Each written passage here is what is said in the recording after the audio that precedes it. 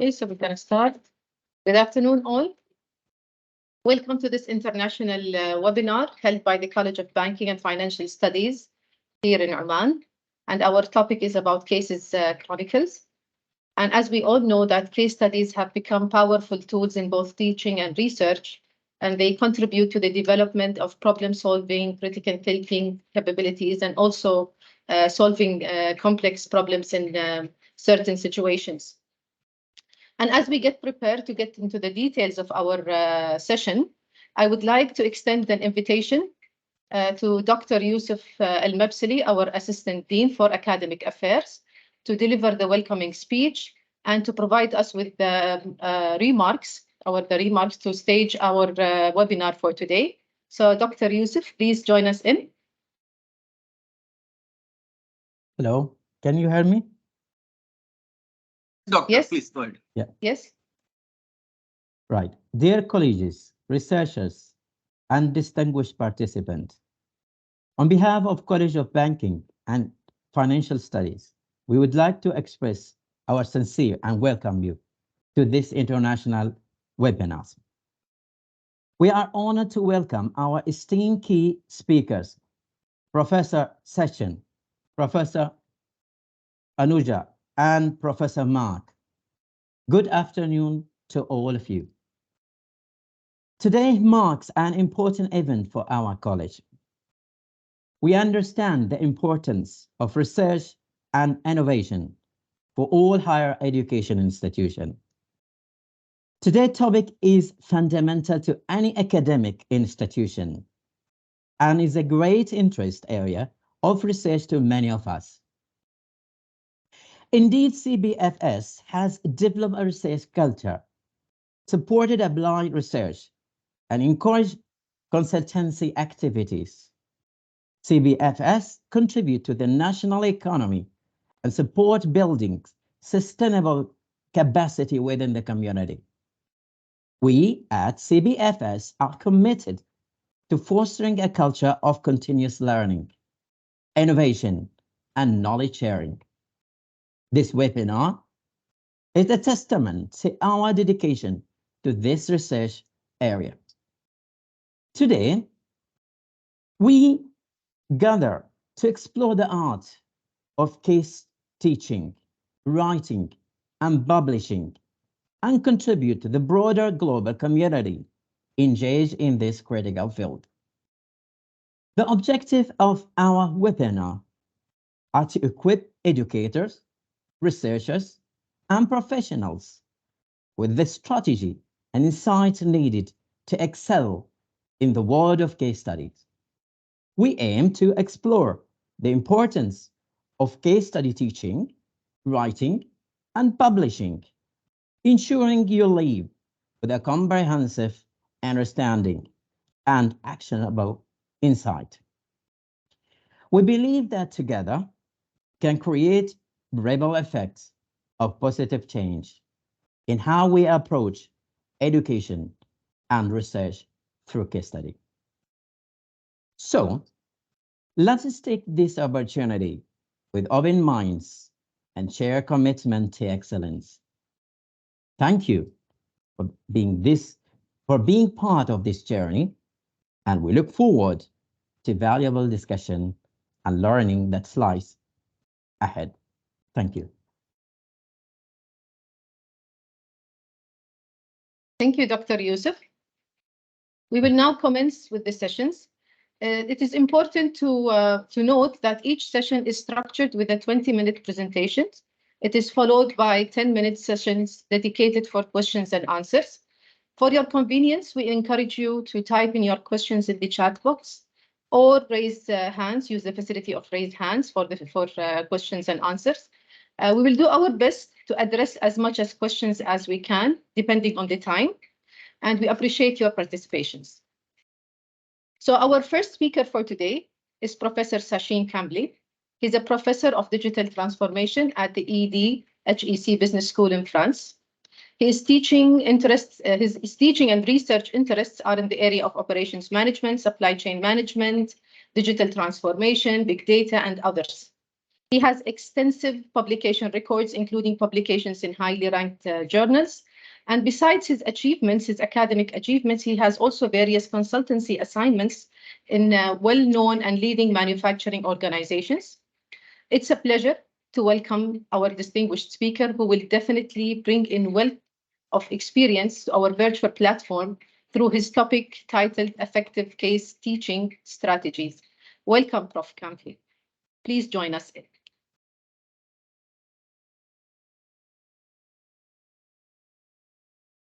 Your mic is off. Please switch on your mic. Yeah, it is now on. Okay. Yeah, thank you, Vishal, and thank you, Professor Anand, and the entire team organizing this wonderful webinar on case chronicles, crafting, teaching, and learning. So, without wasting much time, because we just have with us 20 minutes, I will start with my presentation. It's a very brief presentation. But then, more than the presentation, it's going to be about the experience, what I have achieved over the past 20, 25 years of my teaching and research and consultancy that I would like to share with you. So, to start with, as was introduced, I have maybe extensive consultancy experience in leading international companies now, so mainly the manufacturing companies. So that actually makes my job easy to bring in the cases for the class discussion, because when I bring the cases to the classes, it's just not the cases which are authored by some other professors or some other researchers, or the cases that are available on the Harvard Business Review portals and so on. But then it also helps me to bring my own cases and fine tune my teaching according to my plan and the concepts that I would like to bring for the class. So, as we know that cases, basically these are the narratives, situations, selective data sampling, or the statements that is going to be presenting some unresolved and provocative issues or situations or some questions. Okay, now when we talk about the cases, in the cases, what we see is just the situations, okay, and the constraints and the surrounding problems, okay, that are going to make that situations vulnerable and difficult for the managers to take a decision. But then, as I told you, like as a consultant, when I have visited the company, I also know how that problem has been solved, okay, which might not be there in the case, but then that is what I would be knowing as a consultant in advance, that because I have witnessed that particular situation, that problem, and I also know how that problem was tackled, so that puts me in a better condition. But then yes, when it comes to the cases, when the case is going to be given to the students, it's just going to be the situations which has not been solved, it's unresolved. So why cases? So why we use cases in the class? So basically, it's about the partnership between the students and the teachers. It is going to make it an impactful learning for the students. It helps them to have it in their minds for a long term. It's basically helping for them to understand the situations and how the situations were dealt. Okay, so it helps them for the long term retention. And yes, more importantly, it provides an opportunity for the students to walk around the problem, to see how the industry operates, what are the different type of problems the managers are going to face, and what are the constraints and the time frame, and how fast that decision has to be taken, and how if a decision is not going to be taken, it's going to be making an impact and effect on the company. So that's about what is a case study. So now coming to the strategies, because that's what is the main component of my discussion today, my presentation. So the first thing what I would like to say is that it's very important that you choose the appropriate case. Okay, so now what do you mean by an appropriate case? Okay, so for example, let's assume that I want to teach a course on digital transformation. Okay, now if I just want to present the theoretical concepts to the students, that what is meant by a digital transformation, it is straightforward. That okay, we want to improve the existing practices by using IT tools and techniques and revising or maybe reengineering the processes and so on. That is how I can tell my students. But then that's fine. That when we are going to deal with the graduate students, undergraduate students, it's okay that I just tell them the basic things. I just introduce them to the concept and that's done. But no, this is not just sufficient for my master students, because for the master students, for the postgraduate students, what is required is that like they should go into the details of what exactly is meant by the digital transformation. Just the definition is not going to serve the purpose. So how I do this? So maybe the best thing that I can teach them is through use of a case, and for this I might use a case of some company which has exceptionally gone for the digital transformation. So now in my class, I have students coming from different nationalities. I have students coming from China, I have students coming from US, I have students coming from India, I have students coming from France and other European countries, Middle East, and so on. So the first thing is that, like, say, when you're going to take a case, it should be such that it should appeal to all of them. It should appeal to all of them. Okay. So here in this case, I should not take a case maybe which is just talking about a situation somewhere in India, or maybe I should not take a case of a small company which is based in maybe Indonesia or so on. Because when I give this case to read to my students, they will not be interested because the alignment is not going to be that good. Okay, so first thing is that the concepts that what you bring or what you want to bring for the class. Second thing is that the appeal of that case, it should be very much there. Now for this appeal, maybe if in case like I want to teach the digital transformation concept to my students, I will select a company like maybe Amazon, or maybe a company like Netflix, a company like Amazon Prime, Amazon Videos, a company like Dell, okay, or maybe a bank like DBS or HSBC, which has presence in all the continents of the world.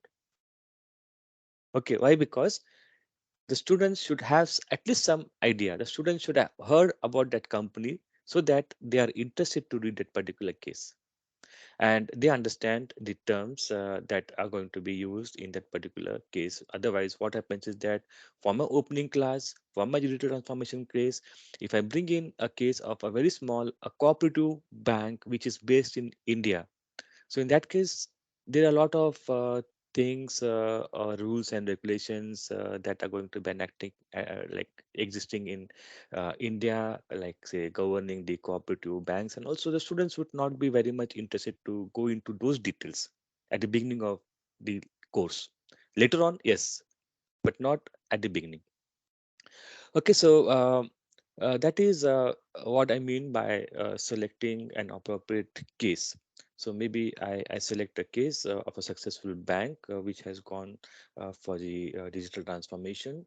But then, yes, when they started their journey, there were a lot of hiccups, there were a lot of problems, and there were supposed to be many decisions that were to be taken, which surely are not going to be available in the case. But then, yes, I would like them to be witnessed or maybe imagined by my students and come out with the proper solutions facing the manager facing that particular situation. There is also one component over here, if you see on this particular slide, is about the fictional cases. Now, what do you mean by a fictional case? Now, a fictional case is something which I want to bring into the class, which I have just written, so that I want to teach some specific context concept to my students. Now this is very specific. Now this specificity is like say limited to maybe some tool or some technique or some how to use a particular mathematical formula, or maybe how to derive or develop a specific plan, maybe like something like a production plan. Okay, so there are going to be some situations wherein like say I develop a small case. It's a very small case. It is going to be of 3 or 4 pages maximum, and that is going to be talking about using uh, a formula, for example. Okay, so what I do is that like say I develop a situation.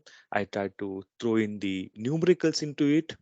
Okay, and then I say that okay, now you tell me what and how the decision has to be taken. For example, I want to teach inventory management in my class, and there is one formula, EOQ, economic order quantity. So this formula is going to tell us like how much a manager should order so that his inventory cost are going to be minimum. So this EOQ is a formula.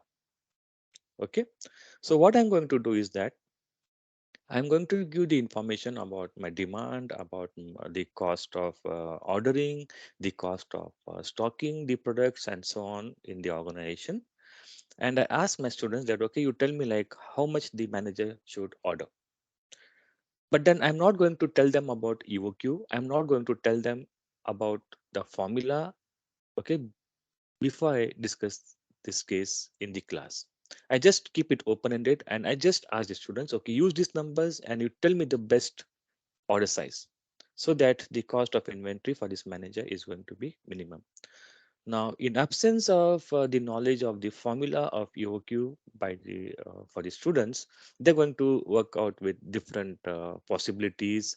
They're going to use different ways, and that is what we're going to discuss in the class. But at the end, I'm going to say that okay, fine, this all fine tuning is good, trial and error is good, but then there is one formula which is available for us, which if we use, it is going to give us the best order size.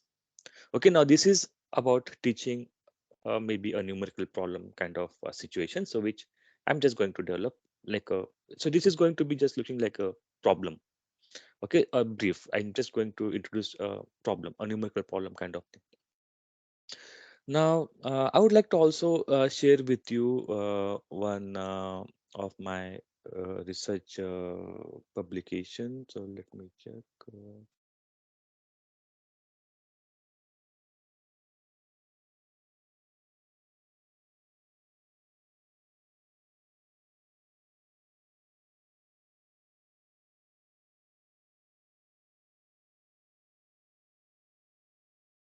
Okay.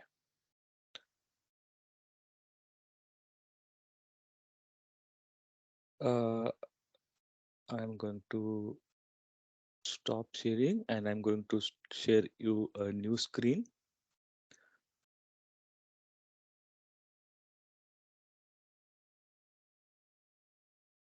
Okay, can you see this article? Can anyone confirm, Yes. please? Yes, Yeah. Yeah, yes. yeah, yes.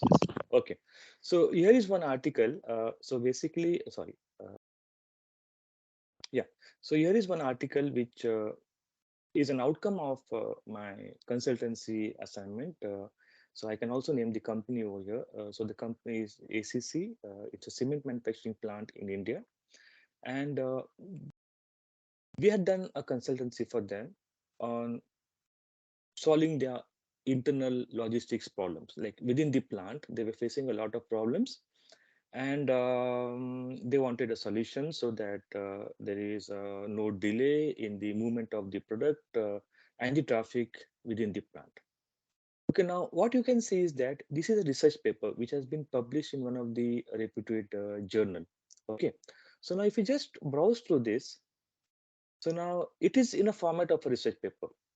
Okay, so if you can see here, so it's all about how a research paper is written. So we have the introduction, we have the background of the literature review, okay, and this is about the integrated supply chain. So these are different concepts which governs this conceptual background for this paper.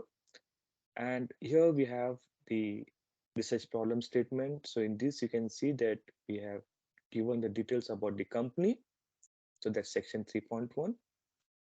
The problem the company was facing. And here in this problem, I've also given the details, basically the information, like how the operation planning is done, how the capacity storage is taken care at this company, how the production distribution interface works in this company, how the cement dispatch planning works in this company. Okay, so basically I have in this paper talked about the existing process. Okay, and here I have given with the help of the arrows like how the operation flow is there. And also you can see is that like say at the end, I have given the timings of how a truck enters inside a plant and the point at the exit of the truck from the plant. So it's total 25 minutes. The movement of the plant is shown. So this is the entry gate, this is the exit gate, and so on. Okay, and so basically I have talked about the problem. Okay, and in this research paper, so you'll also find the solution because the company had hired us to give them the solution. So we have given them the solution. Okay, so this is the solution, what you can see. Now, what I'm trying to say is that like say, this is what has come from an consultancy assignment. And if now I want to bring this inside the class discussion, so how is that I can present this as a case study? So in that case, what I do usually as a strategy, and I found it a very effective strategy because I have personally worked on this particular assignment, is that I give them this article until a particular point. So basically, I give them the article until a particular point. So basically, until before the solution starts in this particular case. Okay, until the point wherein all the information is given, the problem is shared, the difficulty is talked about. So I stop at that particular point and then I ask my students, okay, now how would you approach? Okay, so now the student starts giving the responses, and because I was there inside the plant myself, I had interacted with the executives over there, so it it becomes very lively. Okay, because I can actually bring out the things that happened in the company, the interactions that happen inside the company to my students to the class inside the class, which otherwise is not possible to bring if I am going to take a ready-made case.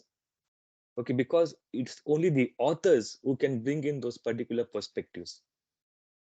Okay, so what as a strategy I would like to stress in this particular webinar is that however big or small the company is, if you have really worked over there, if you have really developed the case yourself, teaching your own cases is going to be more impactful, it's going to be more lively, it's going to be more interesting for the students inside the class. Okay, so that was one particular point. I will close this particular screen. I will come back. So I'm coming back to the main screen, the presentation. So that was about choosing an appropriate case. Now develop effective questions. Okay, so now when it comes to developing the effective questions, the strategy over here is to bring in the different perspectives from the case for the students, irrespective of whether you're going to use your own case or you're going to use a case which is readily available on from some resource. Okay, so now I can tell you one thing over here is that the strategy what I use inside my class. So I have to teach supply chain management to my students. This is a technical topic, but I'll not go into the technicality of this. But like for example, I want to teach supply chain. Now, there are two types of supply chains. One supply chain, which is going to look after optimizing the cost. That is, they want to make the product available at the least cost. And there is one supply chain, okay, wherein the cost is not a concern. But then the supply chain needs a lot of flexibility. So that is when the demand is uncertain, the product very expensive. Okay, so in such cases, the customers are not worried or not concerned about the price, but then they're concerned about the flexibility, the product availability. Okay, whereas there's one other supply chain which talks about optimizing the cost. Now, I want to bring this thought process inside the class. Now, what is that I should do? Or what is that I do as a strategy inside my class when I want to bring in two different concepts and then compare them inside the class and tell them that's the students that okay, the two different things and these are the two different situations and two different set of decisions that needs to be taken by the managers. So what I do here is that I give my students two different cases. I use a case on Apple, that is iPhone, and I use a case on Walmart. Now, iPhone is a representative case for supply chains that are flexible, where cost is not a concern, and Walmart is a case study wherein the supply chain is focused on the cost. The companies, the company, it's Walmart, wants to keep the cost of the product as low as possible. So now two different supply chains with two different objectives, and then we know that if there are two different objectives, the actions that these two companies are going to take are going to be different with reference to their suppliers, with the third party manufacturers, with the logistics, with the distribution, with the warehouse, with the retailing, everything. Okay, so all is going to be contrasting. So I give these two cases to the students, but then I don't ask all of them to read both these cases. I make two different groups inside the class. The first group is going to prepare for the supply chain of the Apple.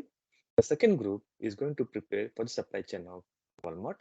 And then on the day of the discussion, I bring both of them and then I ask the groups to like say tell about the actions taken by the companies.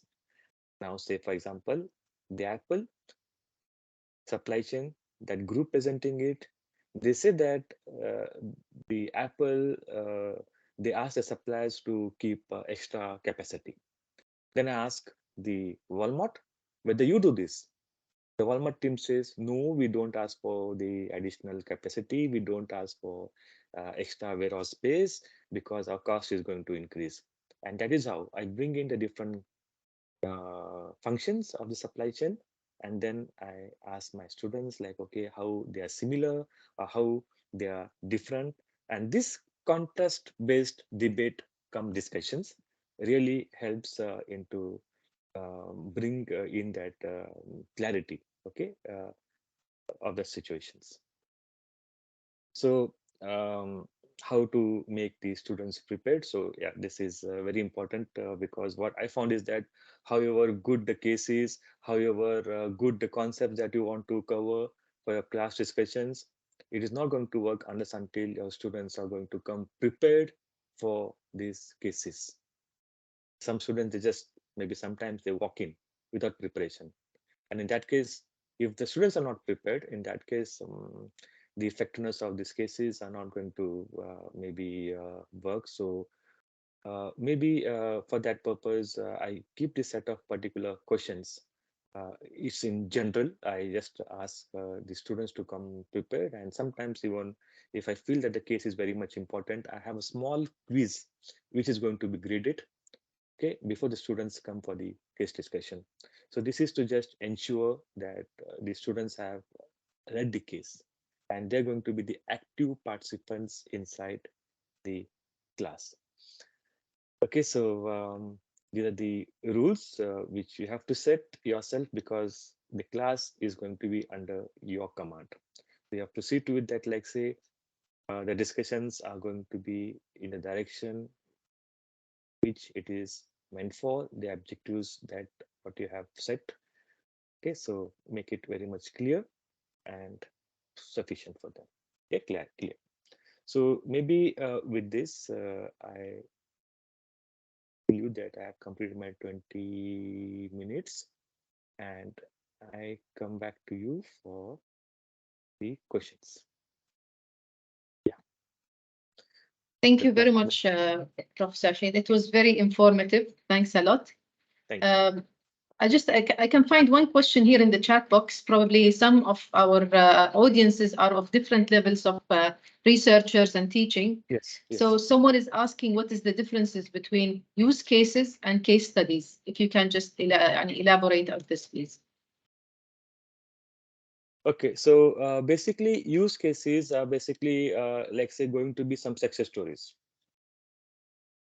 Okay, and that's very specific. Like use cases, like a company has implemented blockchain successfully. Okay, or a company has implemented additive manufacturing or 3D printing machine in its company. So now use cases are basically the successful stories, wherein in my class I'm going to tell them that entire story, like how this company started its journeys, what were the problems they're facing, and they decided to implement the blockchain, and this is how they implemented the blockchain. So in use cases, I'm going to give them the entire story. I'm not going to ask them like what is that they have done good, what is that they have done wrong, and so on. So use cases are basically, if I want to tell my students how to implement blockchain successfully, so I'm going to use a particular use case and then tell them that, okay, this is step 1, step 2, step 3, step 4, step 5. And then tell them that this is how the blockchain is going to be implemented. And this is how a company like, say, Intel or maybe Apple or maybe XYZ has implemented blockchain into its process. Whereas the case study is what we have discussed today in the presentation. That is, I just give the unresolved situation to my students, and I try to provoke them to give them the solutions, and then later maybe I can tell them, okay, this was good, this was not good, and this could be improved or something like that. Yeah, can we convert case research paper to teaching case study, and how to do this? So as I told you, I shared with you one paper, and maybe I'll also share this particular paper with Professor Anand, who can later maybe distribute this to all of you. So as I told you, case research. So how do we convert a case research paper to a teaching case study? So now what is first maybe I have to answer what is meant by a case research paper.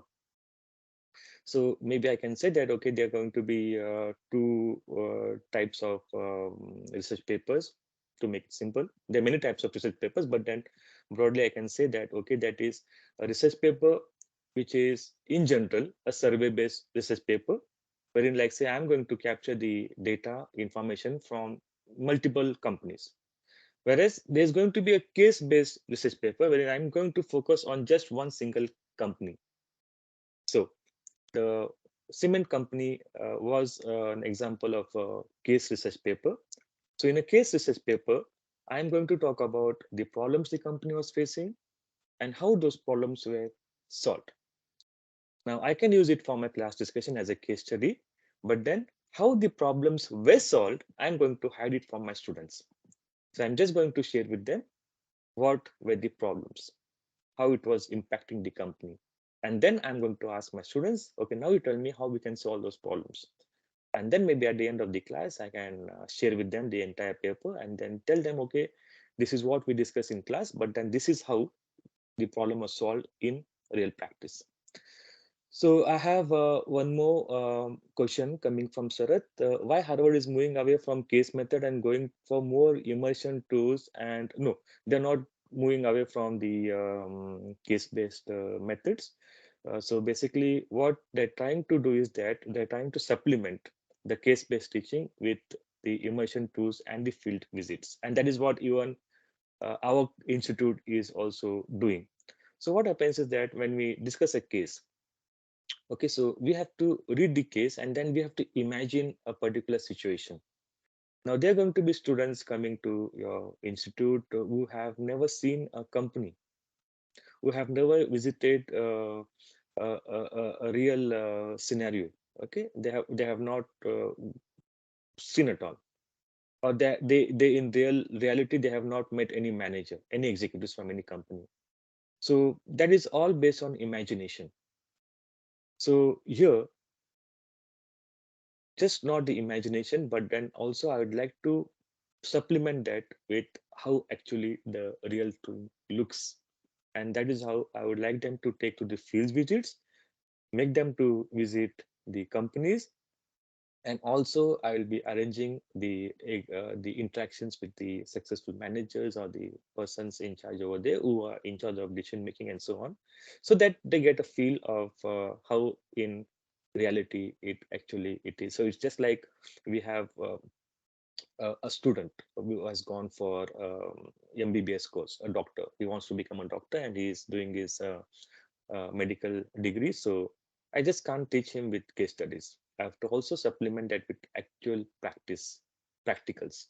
And in business management, the practicals is always going to be when you take them to the companies. Don't ask them to work over there, but then yes, at least if in case they can see. And then later they are going to be just not these immersion tours and the field visits, but then we're also going to have the internships, which helps them to, like say, further go into or delve into those real situations. Yeah. So any more questions? Dr. Vishal, we have time. There are two questions in question and answer. There are two questions. Yeah. If you don't mind, we can send them to the prof if he can answer them, because now we are running out of time. Okay, sorry for that. Thank you very much, Prof. Sachin. That was very informative. And I like the part personally when you said preparing students for the case studies.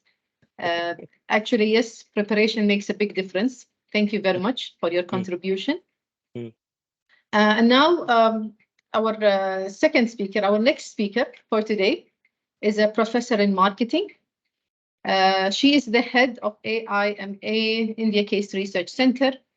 Besides her impressive publication records in national and international journals, she has also developed around 12 case studies in marketing analytics for Wiley publications and 7 cases on entrepreneurship.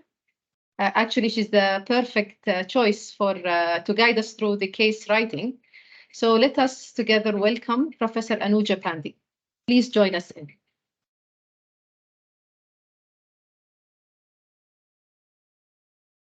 Please unmute yourself. Yeah, good afternoon, everyone, and thank you, Professor Wallace. Thank you for kind introduction. And I think many congratulations, Professor Anand, for putting this whole thing together. Chronicle on cases is such an important thing at this point in time when we are seeing so much of transition happening across the world. So I think this is the time when we can actually document some very interesting cases.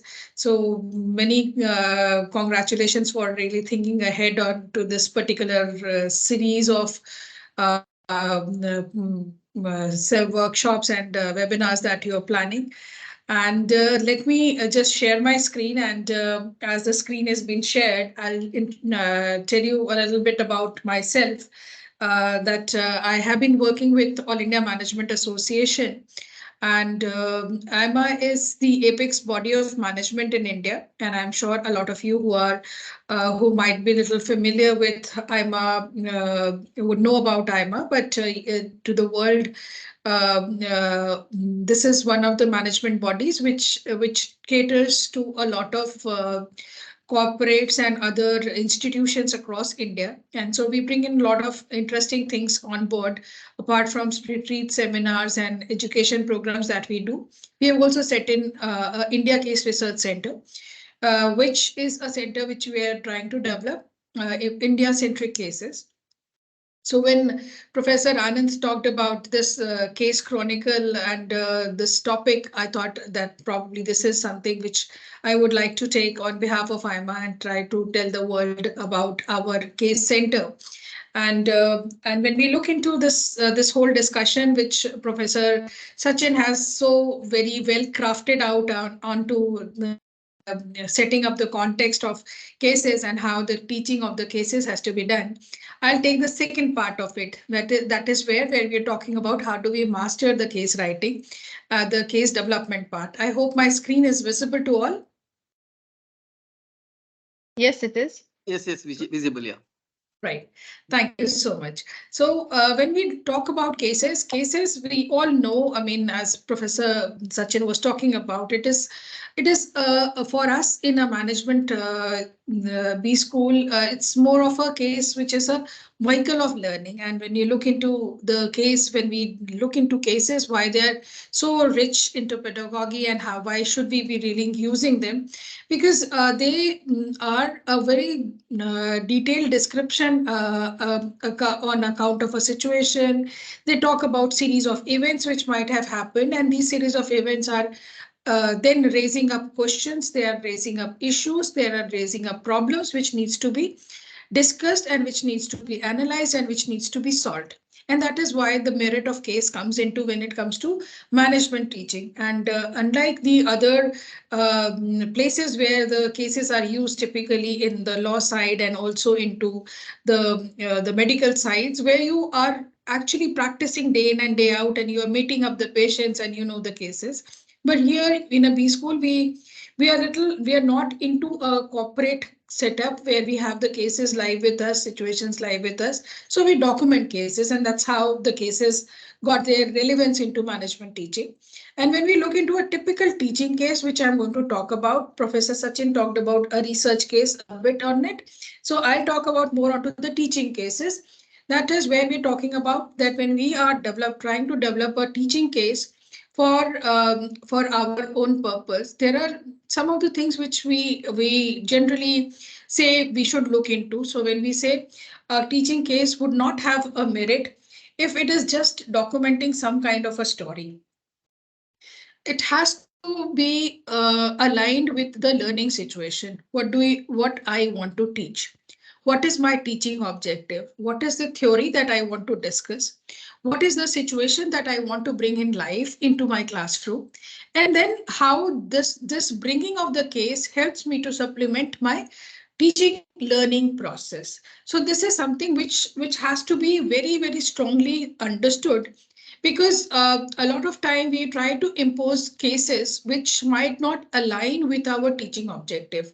So when we look into cases where typically, as Professor Sachin was talking about, that if I am teaching into a geography which is not very familiar with India, probably an India-centric case may not work.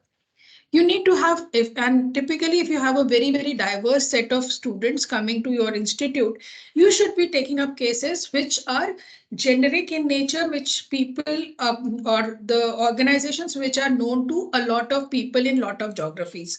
And that is why the cases around Apple become so popular, or maybe cases around Nike becomes popular. Why? Or maybe Coca-Cola or Pepsi becomes popular, because these are products which are available across geographies, and people across geographies coming to a B school are familiar with these type of organizations. Secondly, when we look into a case, we say, is there to help us out into our teaching learning process. So what I am going to teach, what are the core concepts, what is that I want to bring into at this point of in my classroom, so that this develops a linkage with my teaching pedagogy. So when we generally say it should be actually triggering more learning concepts, or maybe anxiety to learn more for a student. And this inquisitiveness of learning has to be there into the case. it should be triggering out this inquisitiveness both in the student and the facilitator. And there is something which is beyond what has been taught, and probably you want to see how this works into a real world and real situation, and that is where the teaching cases comes into practice. And generally, when we talk about cases, we say there are a lot of concepts which have floated around cases. Harvard for so many years, almost 100 years, has been talking about cases.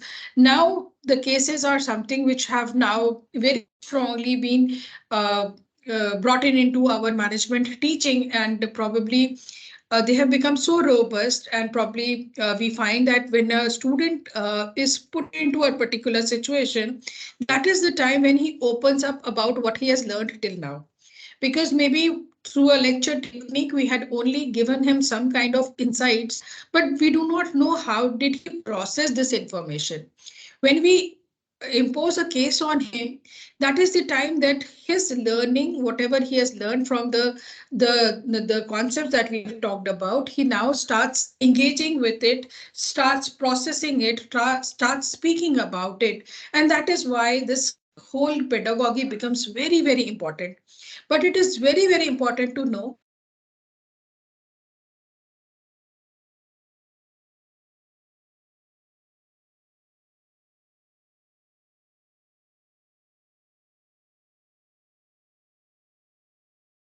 So a lot of time what we have seen is that we pick up some of the cases which might have actually come from maybe some of the best publication houses or case centers, but they might not gel in with our institute or our organization or our student mindset. And that is why the need for developing your cases comes into. So when we say that when you're writing a case, or it's important to understand who is our learner, who is going to learn from this particular case study. Is he a student in a management program? And or is he somebody who is coming with experience to a management program? Or is it something which I'm going to use into my training setup? Who is the learner? And accordingly, my whole concept of how my approach to writing the case and the ingredients within the case would matter a lot. Then we also need to understand that in what situation I'm going to administer this case. Is this case for a first semester student? Is this case introducing a topic? Is this case a culmination case which I'm going to use at the end of my curriculum, when I know that the student knows what, the complete concepts, and he has also been taught into monthly functional areas, and he is able to understand the linkages between various functional departments in the organization. And that is the time when I'm writing a complex case. A lot of time when we look into, as when we are starting our journey to write a case, it is advisable to write simpler cases. Why simpler cases? Why? Because some of the time it would be very, very difficult to understand the complexities of the situation.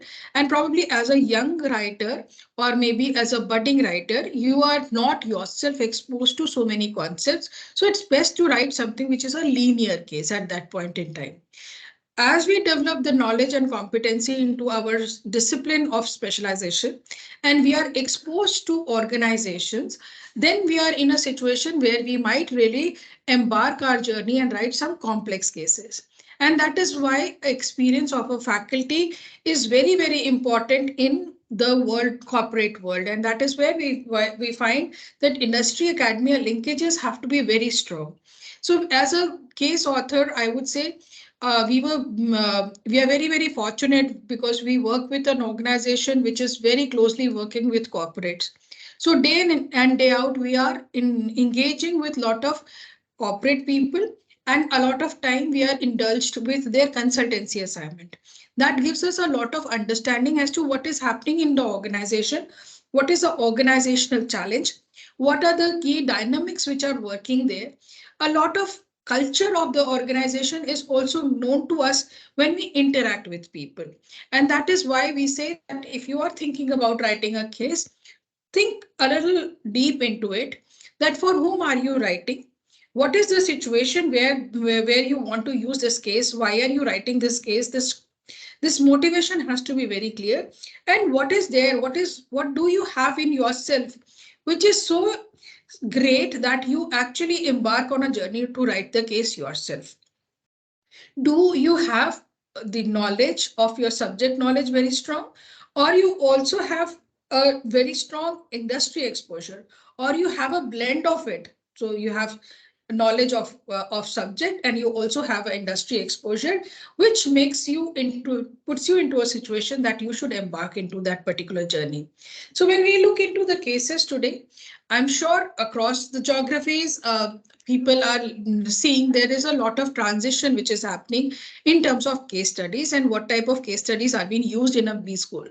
So if you look into typical Harvard cases, which was generally very long length cases spreading to more than 100 pages, when probably a lot of those subjects were taught only through cases. And then they had 4 or 5 cases into their curriculum, and that's all was there for the learners to take it. But what we have seen is a transition where now we are finding cases which are of smaller length or shorter in length. And probably that's becoming more popular. Why? Because if you look into the reader capacity, that is also going little down. And probably people are looking for smaller or shorter cases. And these cases have now been coming in various varieties. Uh, so, hello. I think somebody needs to mute. Yeah, our CBF faculty member, I already requested you to mute yourself. Right. Thank you so much. So when you look into the cases, the format of cases has changed a lot. Across the case centers of the world, you'll find it is not just text or written cases, but a lot of time we are finding those cases which are video cases, which are now becoming very popular.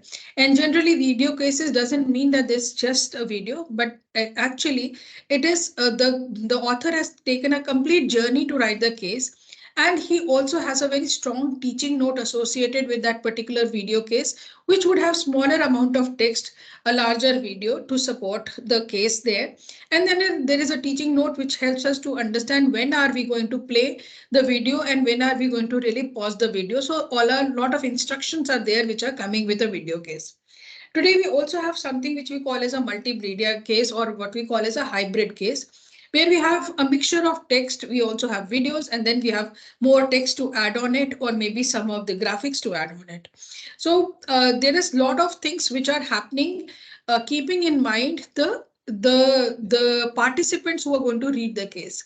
So their inclination towards reading is now little less as compared to what it happened to be there 10 years ago. So accordingly, we have also tweaked the cases, and that's why you're seeing a lot of variety which is actually coming in. And the immersion case, which Sir was just talking about, which we generally talk about as a live case. So typically, a lot of time you also get a situation to write a live case. So there is an organization, maybe you are doing a consultancy with them, and you get to see a situation where they are actually caught up with a management challenge which needs to be resolved, and they are looking for options which can work for them.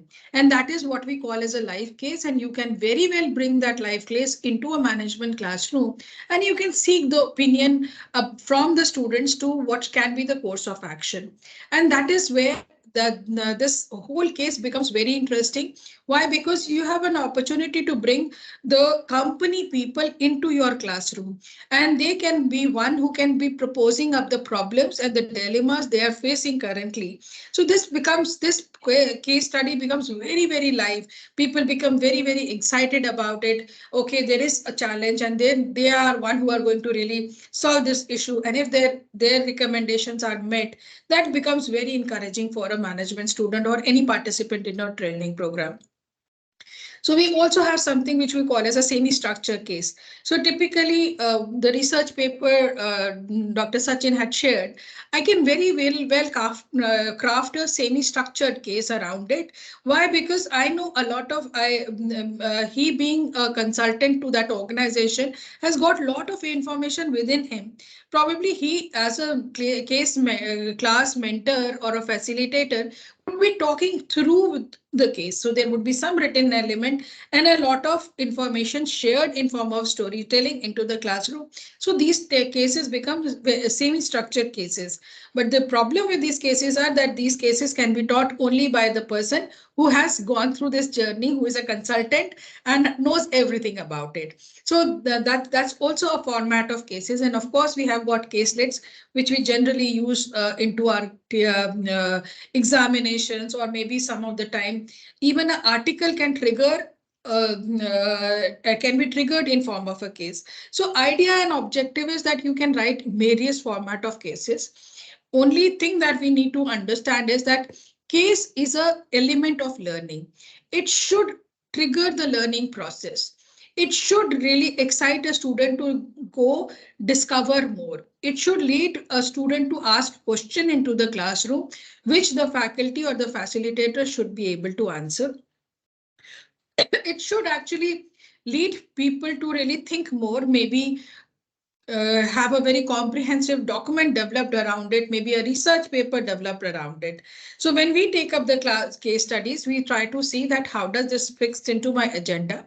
Can I use it for a peer discussion? Can I use this case study and maybe have some of the polls around it so that I can have the opinion of the students into my classroom? How do they feel about it? And probably from there, once they have put in their stand, I can take my class discussion and probably bring the diversity of opinion into the classroom for the discussion. The case can also be used as a project work, and a lot of time, I mean, these days, and even in as project work, as in examinations, we are using a lot of case studies. So and maybe for role play and number of things. But what I am now focused for another few minutes is how do I really think about a good case, and what should be the process of writing a good case. I'll try to give justice to it. So probably when you look into a case is not just about storytelling. A lot of time we get cases in our case center which are more of a storytelling. So there might be a very good organization which you might have interacted. You know the promoter of the organization and you become so impressed with him that you believe that you can write a case. And a lot of time we do write a case around it, but it is more a case about magnifying his achievements, but that's not a case. A case is something which would address a pertinent issue on a specific topic. So what am I going to really write on it is very, very important. A case is something which would have some kind of discovery. It should never have all the elements, all the information added into the case. No, case is something which is giving you directions that this is where you can go and learn more about it, go discover about it. And again, case is something, if you look into a good case, it would always have a lot of surprises. So when you think that organization is doing good and you try to get an impression from first few paragraphs that organization is doing good, then you realize in the next paragraph, no, there is a challenge here. And that challenge comes as a surprise. And then you don't know how to, I mean, you are forced into a situation to think about it. Oh, this can also happen in an organization. Case should always have controversies. If this is a very flat case where we are trying to talk about somebody who has done really good with his organization and we believe that there is no problem in the organization, then probably I haven't seen an organization which doesn't have a problem. So organizations like Apple would have their own problem, organization like HP would have their own problem, and an organization like XYZ, they would have their own problems. And case has to have some kind of controversy. Unless and until there is a divergence in their thought process, probably there is no organization which is so linear in the thought process that everybody agrees to whatever has been the task. Unless and until there is some kind of controversies, best of the decisions would never come. And that is why even if you get to an organization where you find very little controversies, please, during the writing of the case, add controversies. Why? Because controversies help us to discuss more, have more firm ideas as to why we are agreeing and why we are not agreeing to it. And a lot of time it helps us to have our own thought process becoming more clear. So cases should always have controversies, cases should have comparisons and contrasts. So generally, when we are writing a case, it might be about an organization, but most of the time it is actually leading us to do the generalizations. So you will find generally, I mean, I might write a case on maybe Apple company, but it looks like an Apple case, but it is actually talking about in general the smartphone industry and probably talking about the challenges into the smartphone industry.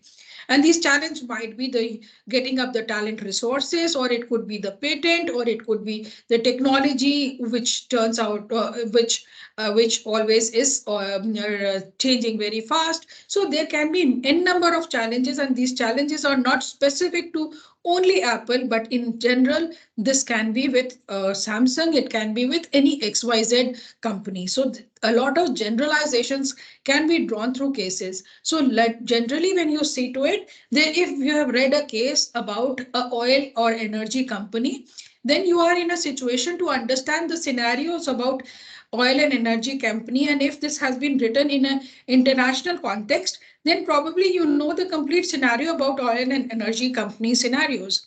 And if it has been written to a country specific context, then probably you don't even need to really go and do the industry specific study. This case study would be good enough to give you a very complete understanding as to what is the dynamics of this particular sector. So this is where we try and again, one more thing that I would want to emphasize, that probably we as faculty members, we might be very well read, and we might be very, very strong into our comprehension, and our writing skills might be very, very strong. But when you are writing the case, please write the case as simple as possible.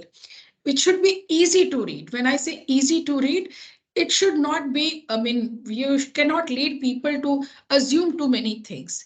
There has to be linkage between the paragraphs. So that is where the art of writing comes in. So when we talk about a case study is not just about writing up or putting up some of the information of the organization. It has to, there is an art of case writing, that how do I introduce a concept? How do I deal with the concept in between? And how do I bring up the action point for somebody to really indulge with it? So these are very, very basic things which needs to be there. And then comes in the academic part of a case.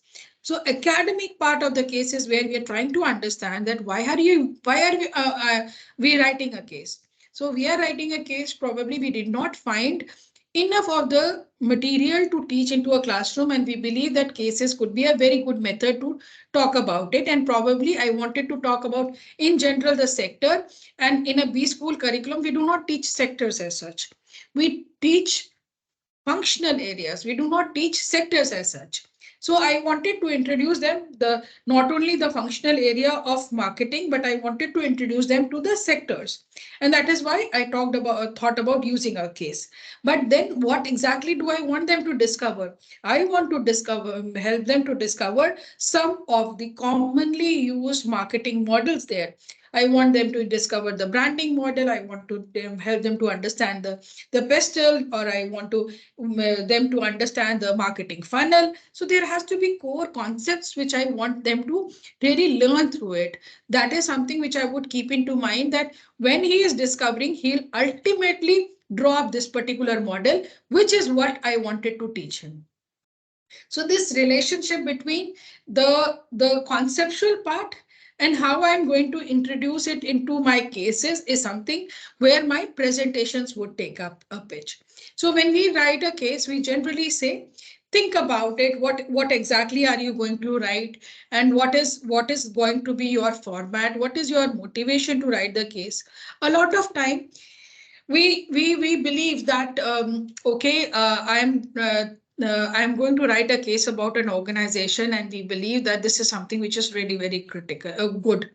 But we always say, be very critical to yourself. Is this case lead that you are talking about, the case idea you are talking about, good enough, has enough of the merit to really take you through the journey? So a lot of time what happens is that we might meet a lot of people in our day-to-day life, and we believe that probably these concepts that they have talked about are good. I would really want to speak about it and probably want to have people helping, I mean, writing a case about it. But then you have to really merit that, do you have enough of the ingredients to write a case? So when I say ingredients, do I have the full information of writing the case? Is there something which is required and probably is still not with me? Because a lot of time what happens is that when we write a case, these ingredients become very important. That is, I have a problem statement. I know that I would want to write a case, maybe general topics that we talk about. Maybe I want to write a branding case. But do I have an organization in my mind which really is struggling with branding? And if I have an organization, do I have the information which I can say the primary information from the organization? Am I in a situation to really speak to the organization and say that I am going to write a case on you and you give me clearance to write a case? If it is so, then it is a good idea. Another thing that we need to really think critically is that, is this organization which has agreed and allowed me to write a case of branding on it, does it actually give me some teaching moments? Is there something which I can teach through it? So a lot of time I may know a lot of friends, I may be connected to some of the people, and they give me information and I feel excited about writing a case. But a lot of time the case that I've written gets rejected. Why this gets rejected in the case centers? Why? Because the editor finds that there is no teaching moment into the case. There is nothing which is new into it. These are all old concepts that you have talked about, and even the concepts are not explicitly told here. So that is something which you need to understand, that is there a teaching moment there? And is there a theory behind it? Can I really link some practical concept with the theory there?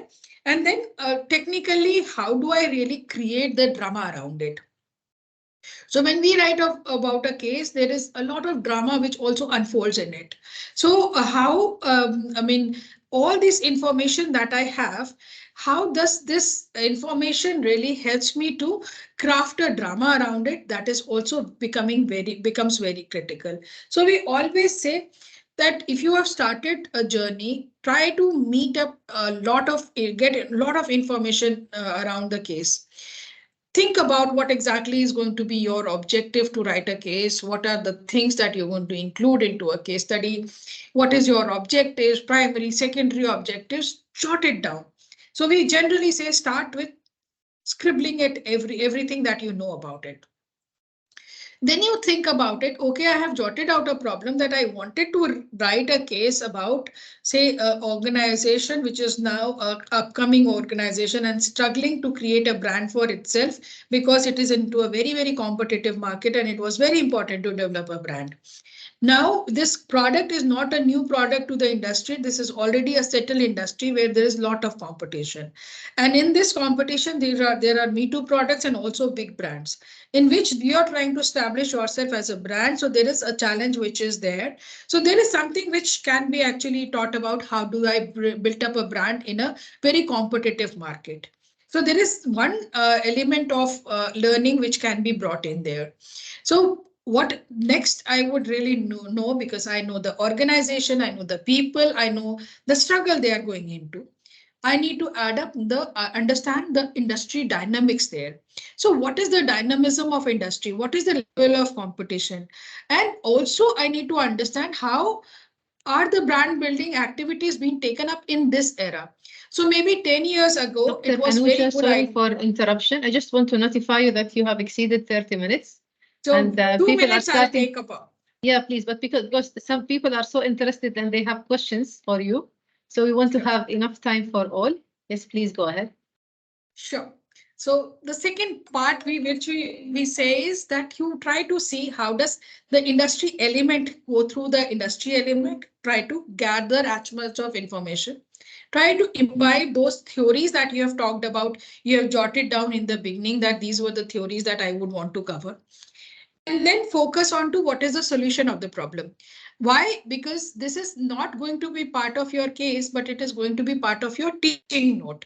But solution to the problem has to be how do you, as a researcher, when you met the organization, what was the solution which was ultimately can be an option for the students to discuss. And then try to really gather as much of information which you can really do so. So once you have done that, then it then comes, I'll talk about the last, I'll take you to the last slide. In fact, I mean, that would help us to really catch up the thing. So this is which we call as a case development funnel, which is a very, very interesting observation. So we always say that when you're writing a case, when we have thought about all of these things, we have done the desk research, we have gone to the organization, we have met with a lot of people, and then we have gathered a lot of information from the organization, from the people there, from the external sources, primary data, from the culture there. Then we think and we come back and we think about it from whose story I'm going to tell. So now who is the protagonist, who from whose point of view I'm going to write the story. And that is where I now try to make my flow, and this is a person who is struggling with a problem, whose problem we are going to solve, and the time frame in which the situation in which the problem happened, the time frame in which the whole situation happened, and then what is the character, who are the characters into it. I built up the whole story around it once I have gathered all the information, and then I think about it. I also do an early understanding that what is going to be my length of the case, what is going to be the structure of my case, what is the complexities that I want to bring in, and what is the fictional part I want to bring in. Once I have thought about it, I try write my final draft. So when I'm writing a final draft, any case center that you talk about, if you are trying to publish a case, would always have an opening paragraph, there would be a middle body, and then there would be something which we call as the call to action point. So these are generally the static elements which are there for any case that you are writing. And I would stop here because I think we would be the session. I have not touched much upon the teaching note side, but yes, generally a case is always accompanied with a teaching note. Teaching note is a document which helps us to understand how the case has to be administered into the classroom. At times, it would also have the pre-read material, post-read material, along with the questions, analysis of the questions that we have. So I will take a break at this point. I'll pause here and I'll look forward for the question. Yes, over to you, Doctor. Thank you very much, Dr. Anuja. Let's go to the questions. I can find some couple of questions here. There's a question from Mr. Muawiyah Ahmed. He's asking if it's possible to develop a case study from secondary data rather than primary data. Is it a common practice? Generally, when you look into from the publication perspective, organization case centers would be looking from a primary data perspective. But if you are trying to write a case for your institute, for yourself, your teaching, secondary data is good enough. And generally, as a case author, we start with the secondary data cases where we have a lot of information freely available. And once we gain a confidence to write a case, that is the time when we embark to a journey to really approach an organization to allow them to write a case. So I would say, please don't stop here. Even if you do not have primary information, start writing something. And once you become confident about it, approach the organizations that you want to write a primary data case. Thank you very much. There is one more interesting questions about the role of emerging AI tools and their impact on case development. Can you just briefly shed a light on your view of this? Nowadays, people are using AI tools for, let's say, fictional cases. So what do you think about that?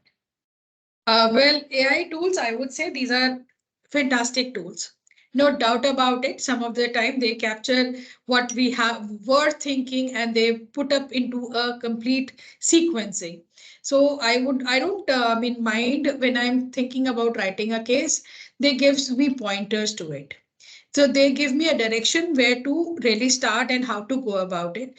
And I think when the tools are available, why should we be reinventing everything? And maybe a lot of time we can start using the tools to give us an idea about it. But what is the limitation of these tools? These tools would be giving us limited information, which is already into the internet. So when we talk about information from the organization, from the people, this would only come once you have started working onto the pointers that they have shared. So this can be a very, very good beginning for you to get an understanding of it. Then move further. Maybe this whole case development exercise, which was earlier taking you or 3-4 months, probably you might be able to do it faster with the support of this basic support that you might give you. So that helps you to think about it, and you have to feed it right. So if you want something from AI to help you, you need to really feed him right with the right questions and the right queries. Thanks a lot. Thank you very much. It was a pleasure having you with us. Thanks. Thank you. Thank you, Doctor. Okay, then we'll move on. Just to, before we proceed, I would like to draw your attention that we're going to share with you a link for a survey. We would like you please to share with us your feedback on the session, on the webinar in general. So we're going to post the link in a couple of minutes. Okay, so let's move on. Our last speaker for today is registered as the youngest professor in the Malaysia Book of Records and listed in the Stanford list of top 2% scientists in the world. Professor Weng Marc Lim is the Dean of the Sunway Business School in Malaysia. Professor Marc has also led high-level public policy discussions at the United Nations educational, scientific, and cultural organizations, as well as the World Economic Forum. I'm personally thrilled to have Prof. Marc with us today, and I'm confident that his insights will both be informative and inspiring. So without further ado, Prof. Marc, please join us in. Thank you very much for the very kind introduction. And thank you very much for inviting me to this case webinar. I think it's really, really interesting and very promising. I think I've heard quite a number of comments as well as presentation points that highlights the importance of doing case study research, right? And of course, for many of you, you may be educators, so case studies allow you to bring life into the classroom, right? And I think that's great. But there's also another part to it, which is in terms of publishing case studies. And I will talk a little bit more about that in a bit. So what I will do now is I will share my screen. So let me just do that for a while. Just give me a moment. I'll share my screen very shortly. And you should be able to see my screen now. If you can see my screen, let me just put in presentation mode. Yeah, we can see. Yeah. Okay, so you should see my screen now. And let me start off by showing you where I come from. I come from a place like all of you, we all come from our mothers, but this is where I'm actually working, right? It's a place called Sunway. It's in Malaysia. And this is how Sunway looked like in 1986, right? So about, 40 years ago, right? Close to 40 years ago. This is how it looked like, right? It was a tin mining land. And once you mine all the tin, everything is just bare like that. But fast forward to today, we see that this wasteland has turned into a wonderland. And what this means is that someone had that vision to see what potential this land could make, right? It's about creating that story in terms of what we could do to build a city, a sustainable city, a city where, a land where you abundance of growth, As you can see here, the abundant tin mine has turned into a lake where 70% of the water supply that we get comes from the lake itself. And you will see the greeneries where we had trees transported and grow over the years. So this is what we envision, at Sunway, how sustainable development look like, how sustainable cities look like. So this is an example of a case of how do you turn a wasteland into wonderland? How do you become a responsible master community developer, a city builder in a very sustainable way, right?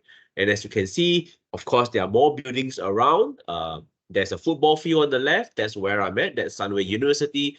Across, down at the bottom, you see some orange buildings. That's Monash Universities, which is an Australian university's international branch campus in Malaysia, also at Sunway, just opposite Sunway University. As you can see, it's very, very green, and it's very sustainable, right? So this is one example of a good case.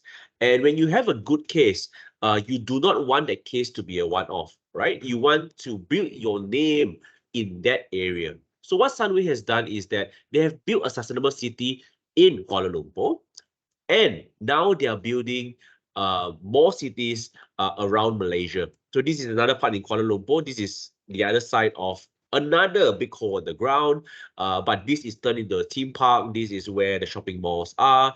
There is a pyramid also in Malaysia. Sometimes people will say the pyramids, you can only find them in Egypt, but we say, yeah, in Malaysia, you can also find a pyramid, but the pyramid in Malaysia is actually a shopping mall, right? So that's what has been done. This is how it looks like at night. And, as mentioned, you don't want, a success story just to be one. You just don't want to look at one case. You want to be looking at multiple cases. Replicating down south in Malaysia, because Kuala Lumpur is at the center. So we're replicating this sustainable city concept that was pioneered in Kuala Lumpur in the center of Malaysia. Now we're doing it down south in a state called Johor, and Johor is right beside Singapore. So we are also building a new city there. And as you can see, we are building a city that coexists with nature. Right? So this is how a sustainable city looks like. And this is how the success stories of one case inspire the success story of another case, right? So this is how it looks like at night. And therefore, the moral of the story is that at Sunway, we believe in doing well by doing good, right? So I thought that this would be a nice way to start off my presentation, focusing on the case and to share with you the case of Sunway, right? So this is a typical kind of case that you will usually see publish, in Harvard business, Harvard business cases, RV business cases, and so on, right? That story of transformation. So the topic that I was asked is in terms of publishing cases, right? And as you know, writing cases is not an easy affair. It takes a lot of effort. You have to interview different people, and like qualitative research, you will need to do those transcribing, coding, analyzing, and then how to narrate it in a way that brings resonance to your readers, right? So from that perspective, case study is not an effortless affair. It's actually something that you need to invest substantial effort and time to produce a good quality case. So once you have done that, I think what's also important is for you to know where you can publish your case study, right? I think that's really important because you will need to match your ambition in terms of what type of case you want to write with the reality that's out there. And the reality is, what are the types of publishing outlets that would publish what kind of cases, right? So that's very important, because if you are planning to do a teaching case and you're planning to send it to a journal publication, chances are you will get DAS rejected. Why? Because the goal or your ambition is not aligned with the goal of that publishing outlet. So what's important is that you must find an alignment between your goal of doing case study with the goal of which publishing outlet will want to publish what kinds of case study, right? So that's what I'm going to talk about today in terms of linking cases to publication outlets. So the first one, it's about looking at single case. And single case can be looked at in a number of ways, right? One way is to look at it as a short case, right? You can actually do case studies that are really, really short, right? I'll give you an example. This is Sage Business Case, and Sage Business Case publishes short cases, as short as what you see on screen. It is only this as a case study. You know, I think this is something that you can definitely do within a day or so. But the thinking that goes into it may span a few days or more, right? So this is an example of a single case study about Boeing recovering from a crisis after a trust incident. And the trust incident was the crash of their flight, right?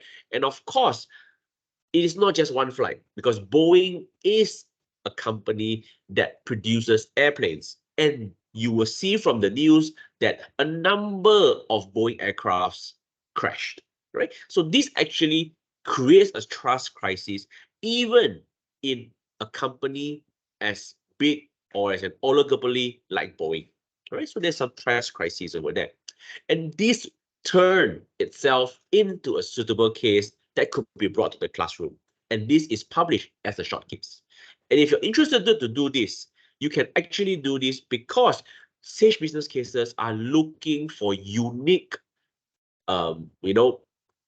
issues or events related to certain companies that can bring life to their readers, right? So this is an example of a single case, and this case is the case of Boeing, and it's a short case because it is only as much as what you see on screen, right? It's as simple like, perhaps a page or two, right? So this is an example of a short case, and Sage Business Case publishes this.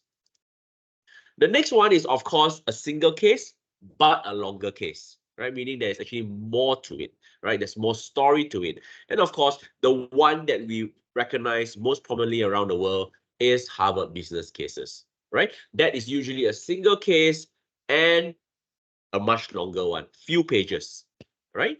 But besides Harvard Business Case, I'm sure we are also familiar with Ivy Business Cases, right? So Ivy Business Cases is like Harvard Business Cases.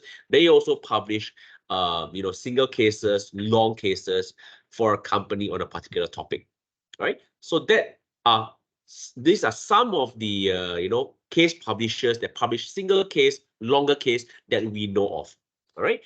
But the reality is this: how many of us can publish with Harvard and Ivy?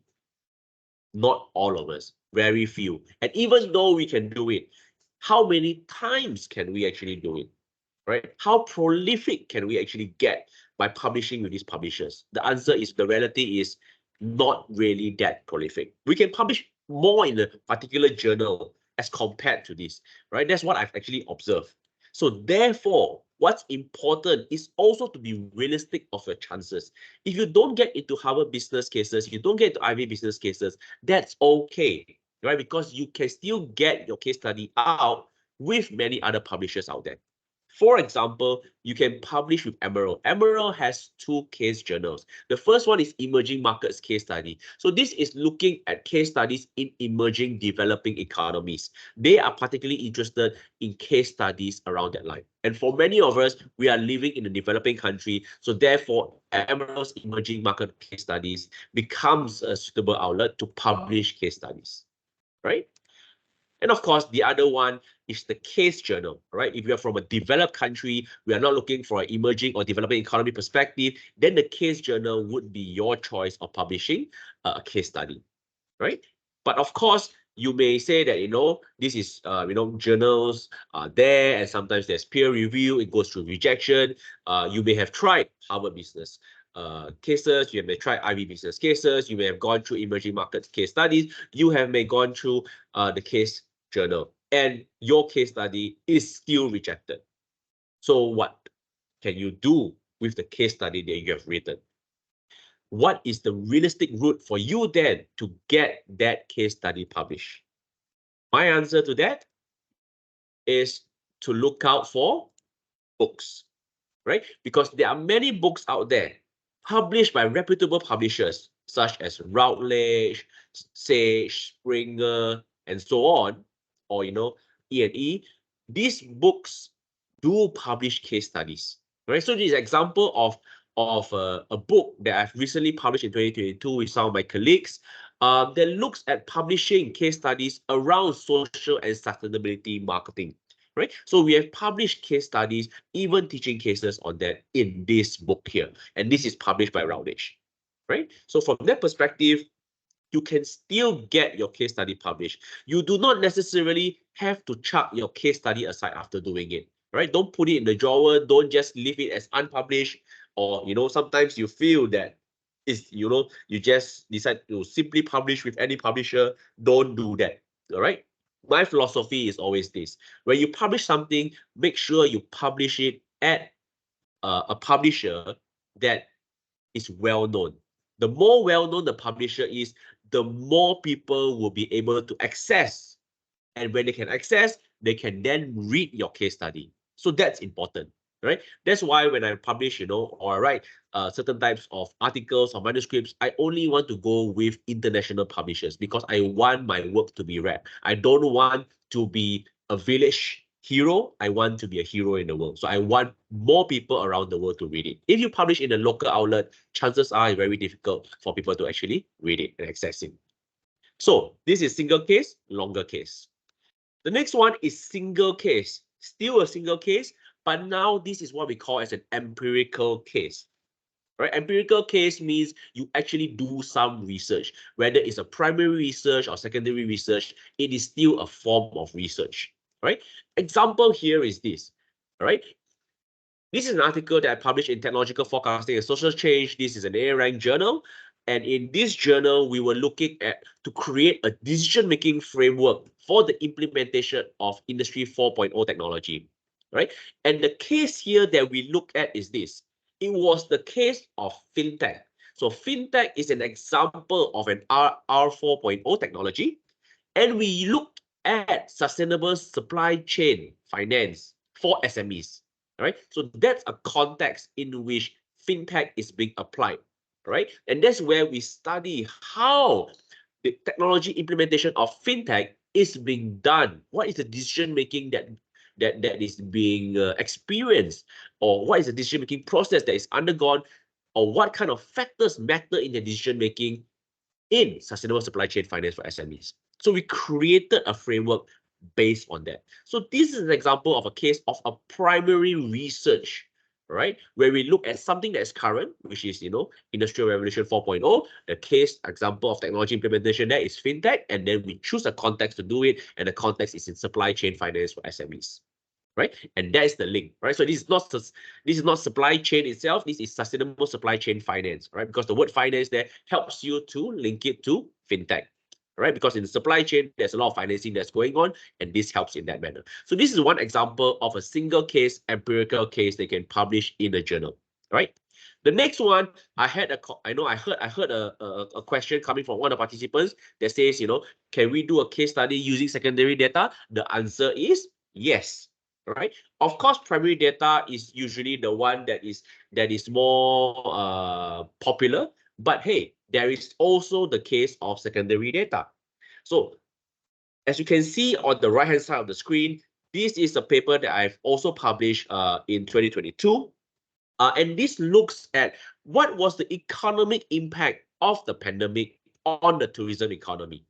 Right? So I want to look at what's the economic impact of the COVID-19 pandemic, and I want to look at this from a tourism economy perspective. So to define tourism economy, there are many ways to look at tourism economy, right? But in this case that I've looked at was actually the case of Macau, right? So Macau is a self-administrated region outside of China, and Macau is interesting because Macau is truly a tourism economy, right? Because it relies only on tourists to survive. Right? So it's a destination, and because it's a place where gambling happens, it's a destination and gambling dependent economy. So that's example of a tourism economy, right? So to look at the case of what's the economic impact, this is where we bring in, the tourist arrivals and tourist receipts to look at how does the pandemic impact on that, right? So that's economic impact because that creates value for the economy. right? And using that data alone, using ARIMA, correlation and regression analysis, we were able to publish this in Current Issues in Tourism, and this is also an A-ranked journal. So as you can see, you can publish a single case, which is empirical, in a top-tier journal. They accept that, right? They accept that. But nevertheless, you may be thinking, is looking at single case the only type of case that I can look at, or can I also look at multiple cases? The answer is yes, you can also look at multiple cases.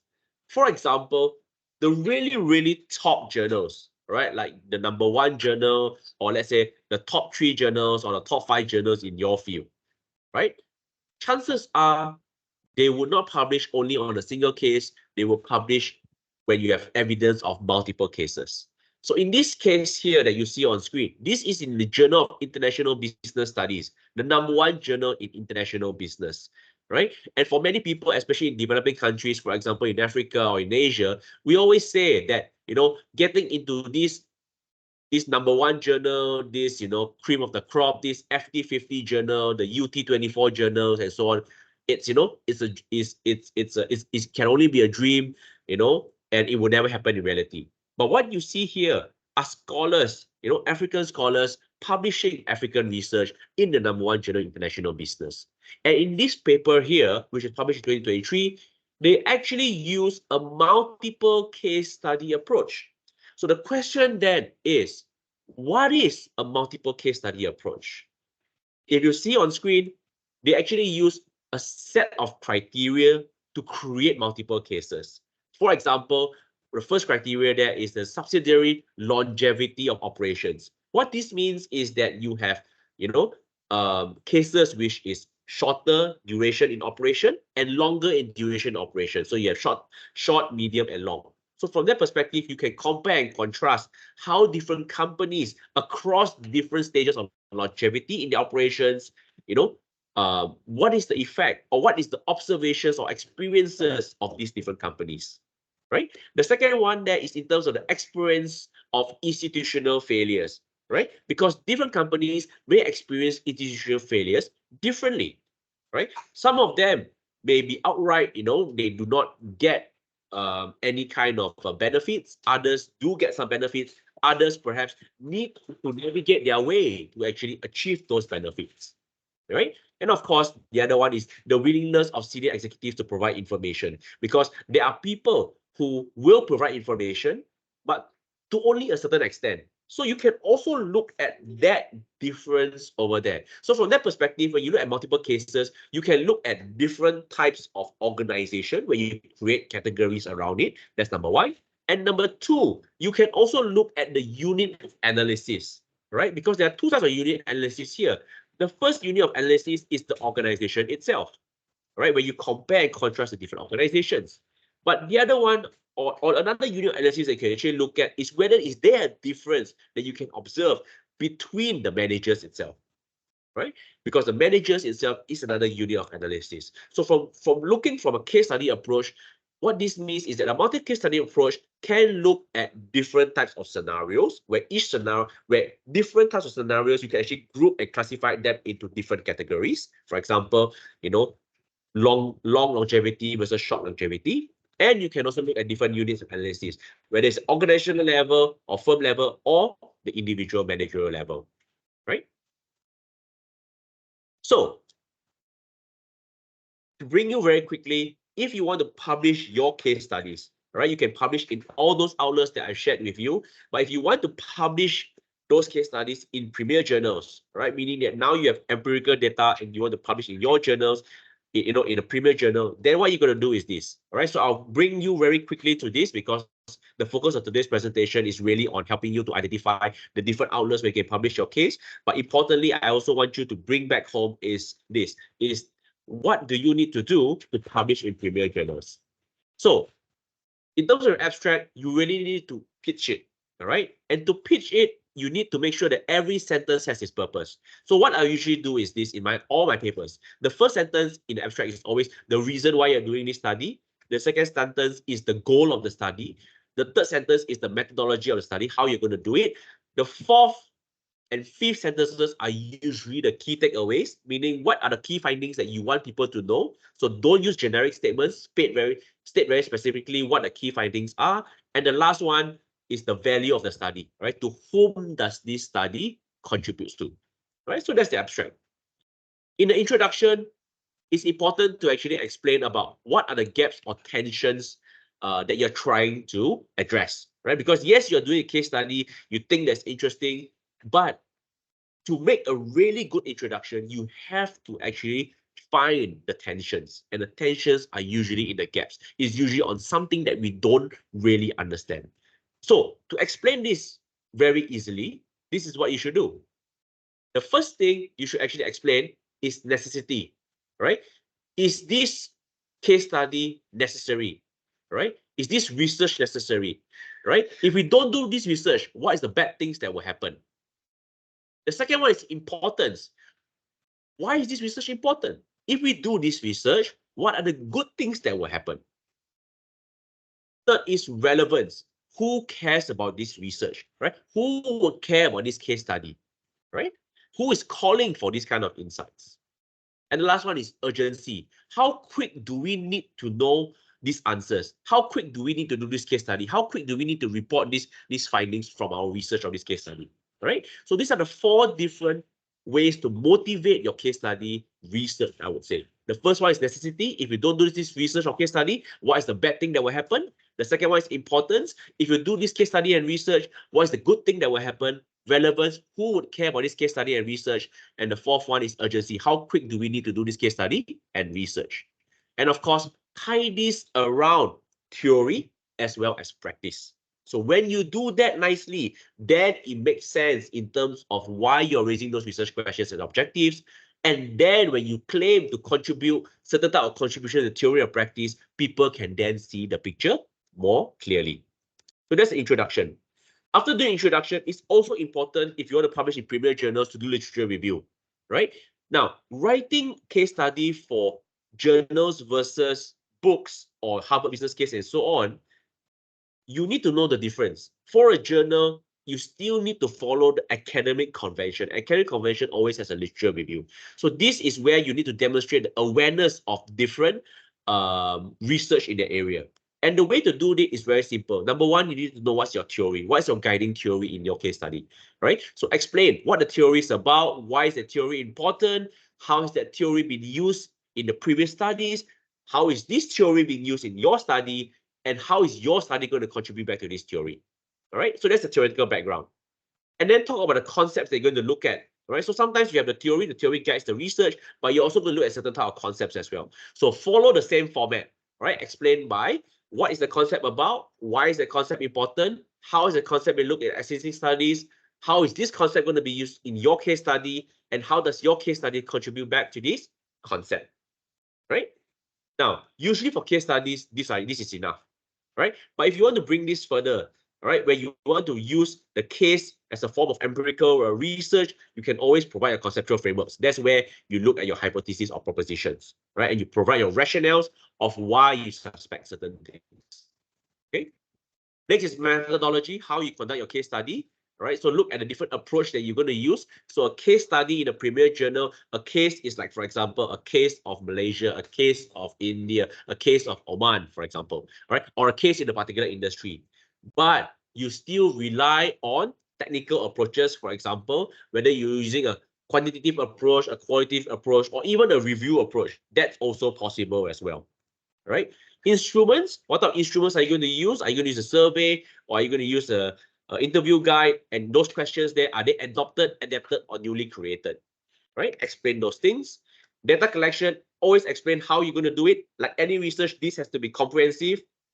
Even if you're going to just look at one organization, it also has to be quite comprehensive. How do you actually select different type of people in the organization, and why are you doing that, right? Importantly, it is not just your data collection, it's also your method of analysis. How are you going to analyze your data?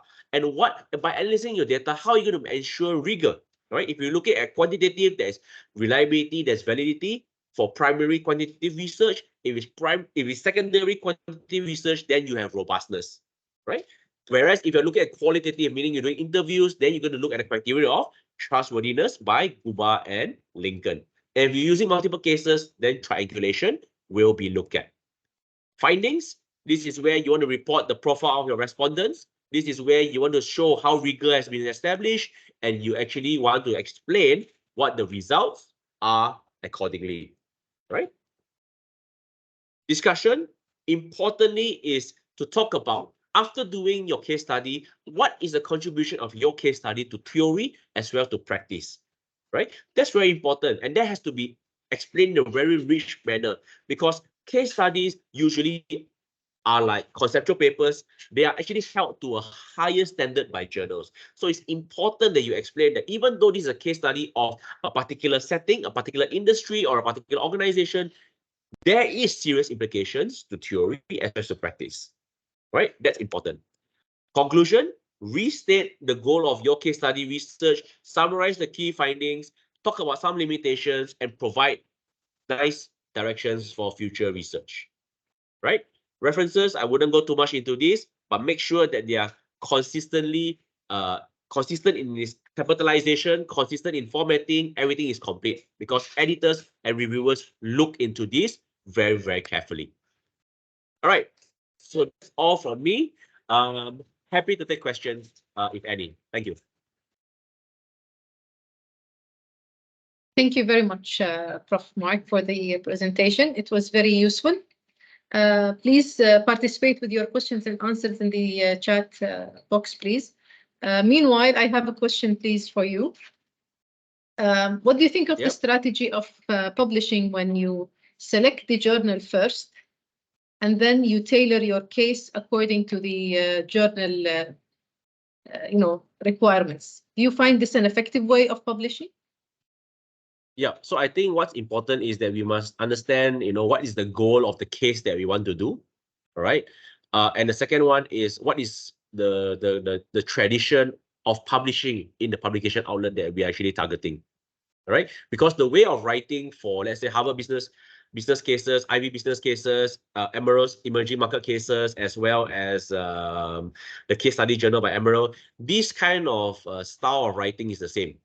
But if you want to publish it, like in, for example, Journal of Business Research, Technology Forecasting and Social Change, and all those kind of other type of journal that we usually publish our empirical research, then the style is also different, right? So case study approach is an established approach, regardless of whether you want to go for the storytelling kind or whether you want to go for the empirical publishing kind. It's an established form of research, so there is no questions about that. But what's important is that the convention is being followed, meaning that if you follow the narrative style, then those are the kind of outlets that you can publish. But if you follow the empirical style, then you have a wider range of outlets to actually publish. Yeah, so understanding the requirements of the publication outlet, the convention, the traditions of the case studies that they publish, that will help you gain a better understanding in terms of what kind of case study you actually really want to do. Yeah.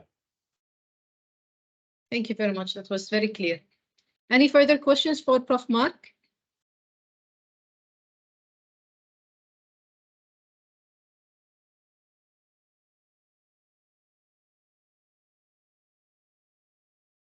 Okay. So then we can conclude our webinar. Thank you very much, Prof. Marc, for your insights and for your sharing your knowledge. Thank you very much. So now, as we are approaching the end of the webinar, I would like to invite Dr. Anand, the Director of the Postgraduate Studies, Research and Innovation Department here at the College of Banking and Financial Studies, to deliver the concluding remarks. Thank you. Good evening to you all. I think we at the end of this webinar, I think we should have a feel proud moment because for this invitation, so we have received a registration from around 20 different countries across the world. So in that context, so ours is a international webinar in true sense. I think we should thank all our international delegates for their confidence and for their trust on our events.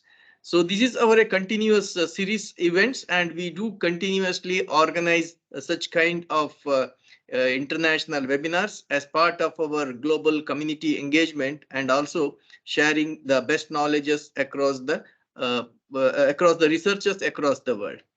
I think as we draw the curtain of on our today's webinar, I think we are filled with gratitude and pride for what we have accomplished collectively today.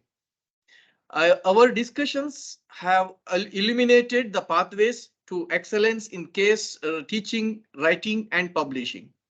The insightful insights shared by our today's esteemed speakers, accompanied with the engagement by the participants, have truly enriched the understanding of a critical part of case writing, study, teaching, and publishing.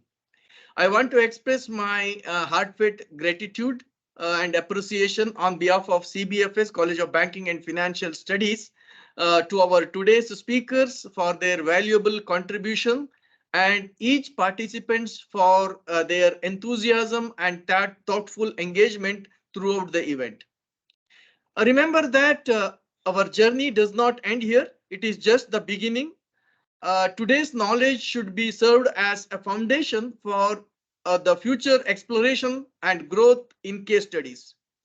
I encourage you all to keep the conversation alive and implement the best practices that you have learned today, and continue your quest for excellence in education and research.